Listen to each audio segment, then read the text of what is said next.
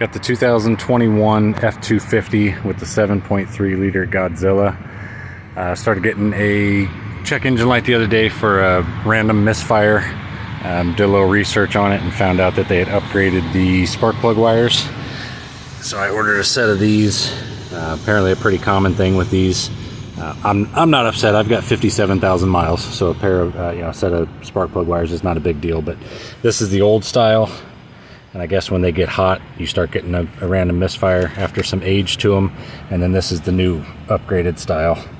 So just swapping all those out took 10 minutes maybe. Driver side's incredibly easy to get to. Passenger side's a little tougher, but here's the part number.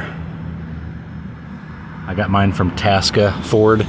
I want to say 200 bucks or so for 8 of them. And like I said, about 10 minutes to put them all in. So not bad at all.